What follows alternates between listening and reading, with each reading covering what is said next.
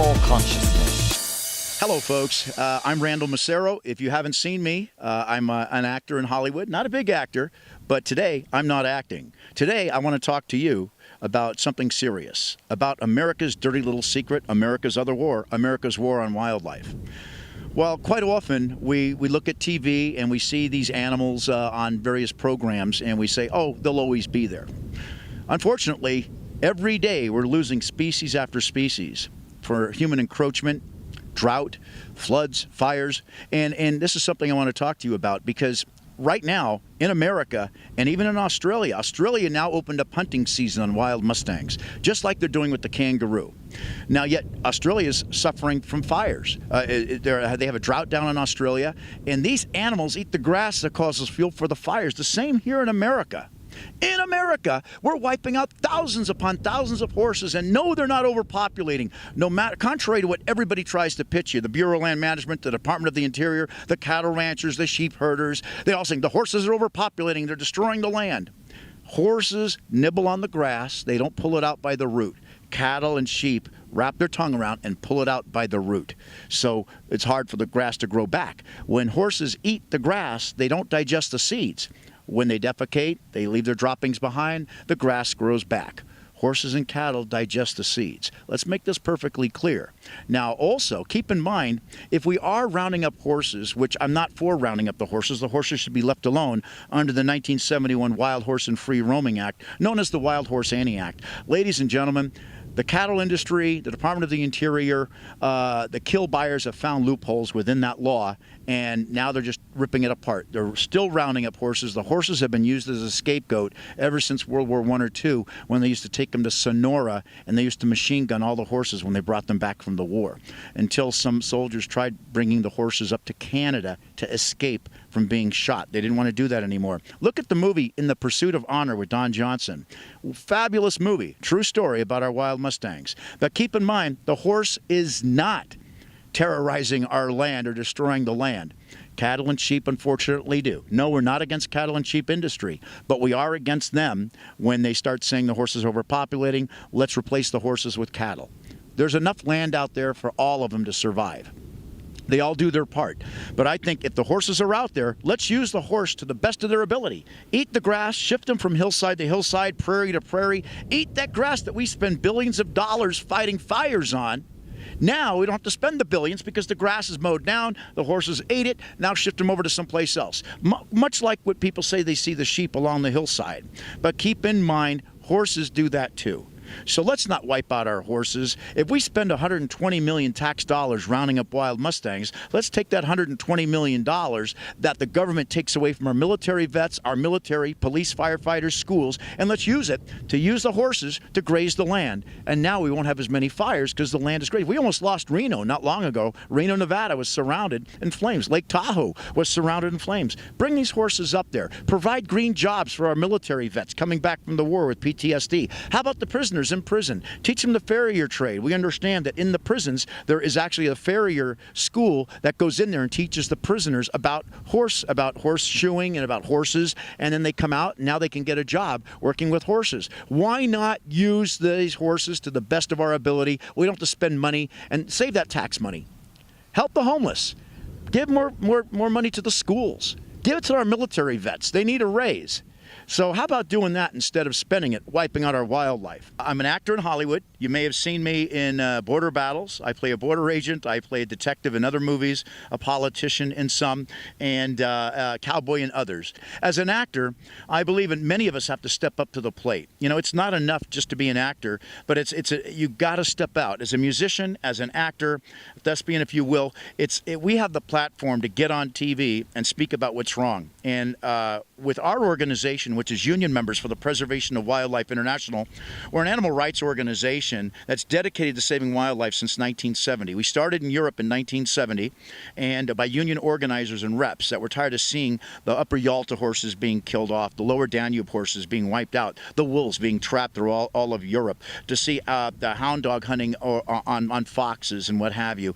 There's a lot of cruelty that man brings to the table here. So when they say we're humans, we should be acting humane. Obviously, we're not, are we? Ladies and gentlemen, man comes along and we seem to destroy quite a bit.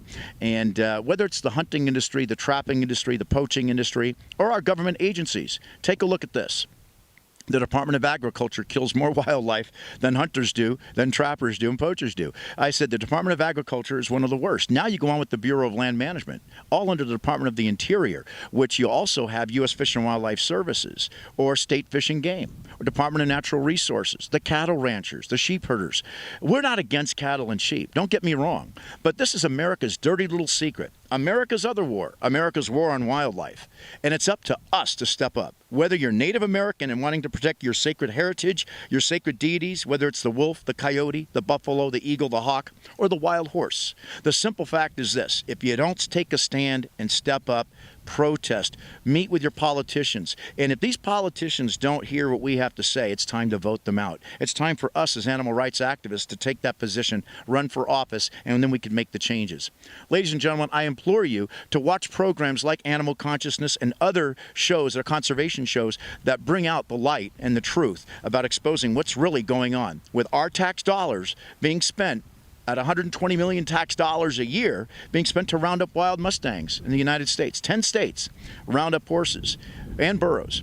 And needless to say, they, through little sneaky bills, amendments, and riders, what our politicians vote for, and they pass these laws where they start rounding up these horses to send them off to Canada and Mexico for the Asian and European meat market, because they eat horse meat over there.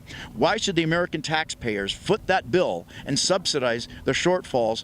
I'm boots on the ground. I started with Greenpeace as a Greenpeace representative back in 1970. I was a member, then became a representative. And then this organization recruited me, and now I'm the national president. So yes, we can make a difference, but you can't just sit on the couch. You got to take a stand. You got to meet your politicians. If they don't vote for what we want, then let's vote them out of office and put people that will get these laws passed to protect our national treasures. Why should we be killing this wildlife, our American wildlife? Hunters think, I have a picture of 9 hunters proudly holding up their rifles, displaying the American flag with a dead wolf.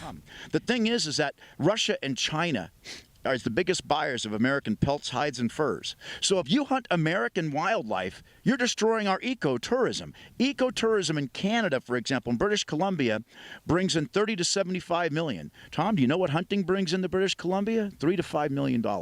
Would you rather have, as a business, people coming into your country, your state, your county, spending money with their families, and they spend more money than hunters do? They come in and they take the wildlife away that people are coming to watch and see.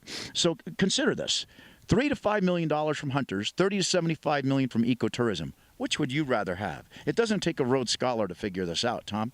And the simple fact that it shows like yours that come out on the range and get involved, and you guys go out and videotape the wild horses or the wolves, and it's programs like yours that gets out to the media and people see what we're doing out here. And this is also a way to advertise what we're doing.